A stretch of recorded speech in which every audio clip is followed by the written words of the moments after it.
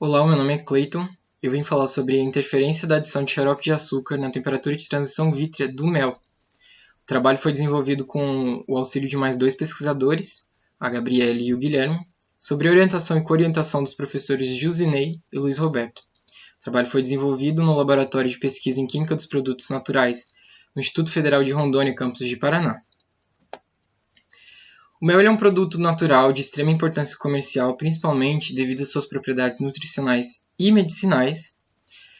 E assim como todo produto, se deve ter a preocupação com a qualidade do que está sendo comercializado. O mel, principalmente, deve-se ter essa preocupação porque ele é um produto de fácil adulteração. Falando sobre adulteração, os principais adulterantes utilizados para esse tipo de serviço, para adulteração do mel, geralmente são o melado, que na verdade não é tão utilizado por ele apresentar uma consistência, sabor e coloração diferente do mel. Então ele pode adicionar ao mel uma coloração mais escura, ele também pode adicionar o sabor, que é característico, e pode deixar o mel com uma viscosidade um pouco menor por adicionar umidade a ele. Depois a gente tem então a frutose e a glucose, que podem ser vendidas separadas. Se tem em lojas de doce, tem frutose, geralmente ela vem assim com essa coloração mais âmbar, mais amareladinha, e a glucose é incolor. Ou então se encontra as duas em concentrações iguais numa coisa chamada xarope de milho, que tem também em mercados. E por último, que é o que a gente está focando aqui no nosso trabalho, que é o xarope de açúcar, que consiste numa solução aquosa concentrada de açúcar levemente caramelizado.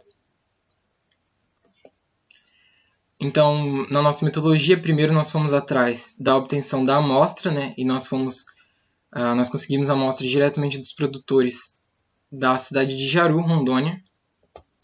Depois nós fomos para a sintetização do mel artificial, que é o xarope de açúcar, nós chamamos de mel artificial. E para essa síntese nós utilizamos em um becker de 2 litros, 500 ml de água e 500 gramas de açúcar, que foi bem solubilizado na água. E então nós adicionamos 2 gramas de ácido cítrico.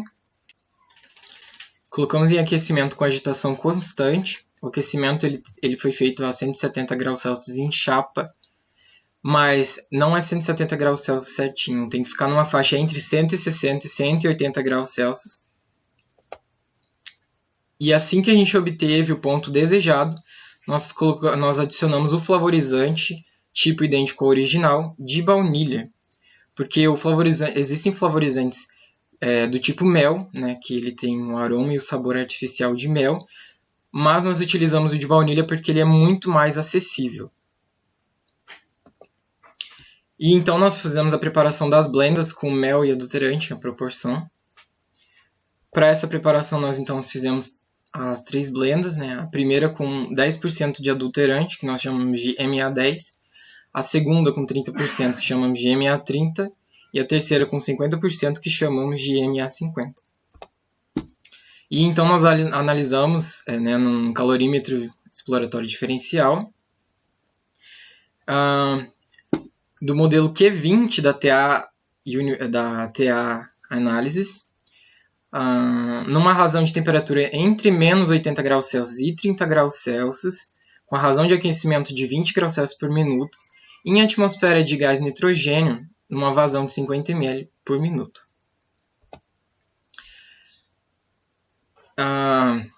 Quando a gente coloca o açúcar naquela temperatura específica, a gente está fazendo o que a gente chama de processo de cura. O processo de cura do xarope. Esse processo de cura do xarope ele consiste em 3 fases.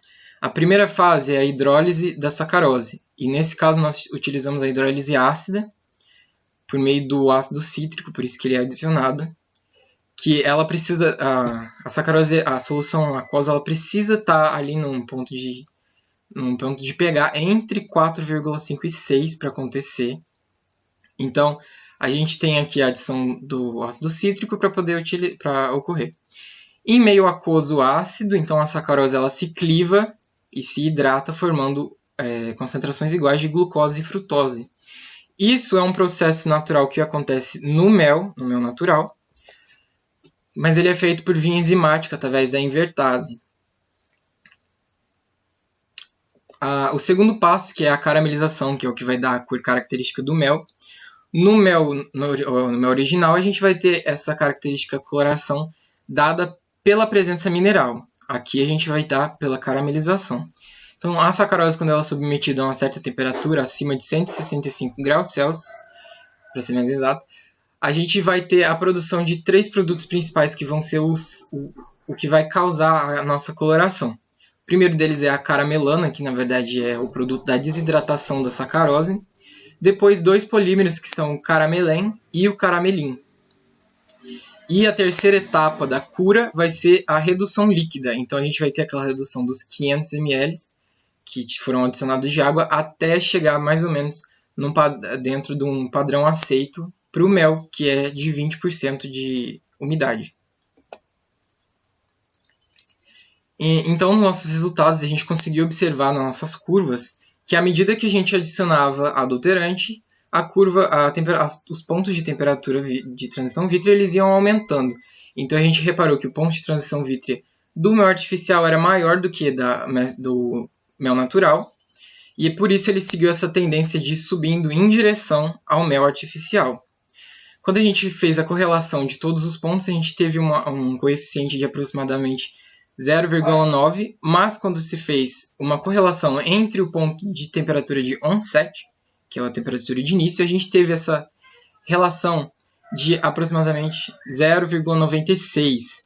E como vocês podem observar, quando se adiciona a primeira quantia de adulterante